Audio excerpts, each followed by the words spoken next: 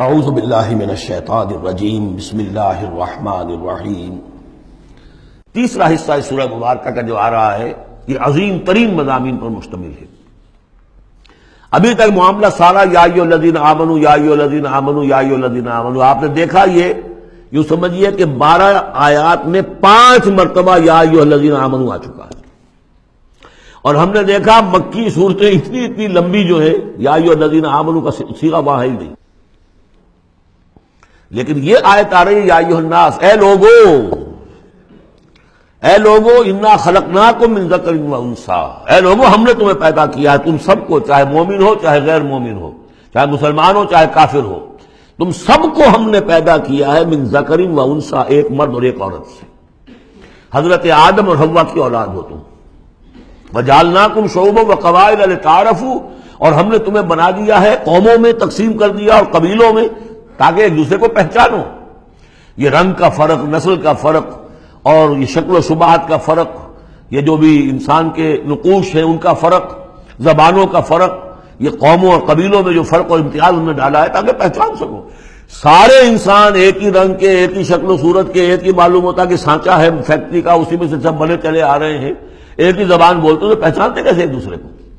یہ سارا ہے صرف پہچان کے لیے، یہ نہیں ہے کہ فلاں نسل اعلیٰ ہے فلاں گھٹیا ہے، فلاں اونچی ہے فلاں نیچی ہے۔ جیسا کہ آپ نے خطبہ دیا تھا جو آخری خطبہ ہے حجۃ الوداع کا، لا فضل لعربی علی عجمی ولا لعجمی علی عربی ولا لاحمر علی اسود ولا لاسود علی احمر الا بالتقوی۔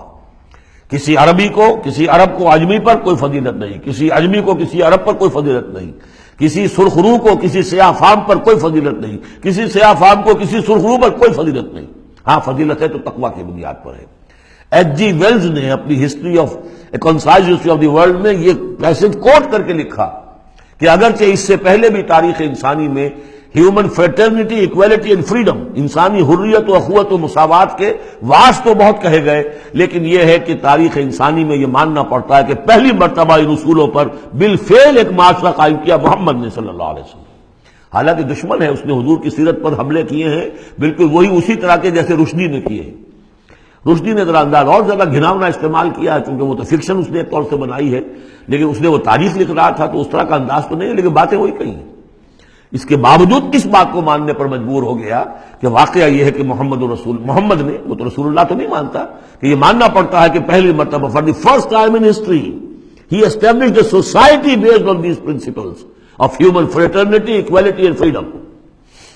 اگرچہ جو تازہ ایڈیشن ہے اس کتاب کا concise history of the world, اس میں سے یہ پیسج نکال دیا ہے، اب تو ایڈیٹرز اور ہیں، البتہ پرانا ایڈیشن کہیں یونیورسٹی سے لیجیے، لائبریری سے، اور وہاں سے آپ کو مل جائے گا پیسے۔ یا ایھا الناس انا خلقناکم من ذکر و انثی وجعلناکم شعوبا وقبائل لتعارفوا، یہ تعارف کے لیے، ان اکرمکم عند اللہ اتقاکم، یقیناً تم میں سب سے زیادہ باعزت اللہ کے نزدیک وہ ہے جو سب سے بڑھ کر متقی ہے۔ ان اللہ علیم خبیر، یقیناً اللہ تعالیٰ سب کو جاننے والا اور باخبر ہے۔ صدق اللہ العظیم۔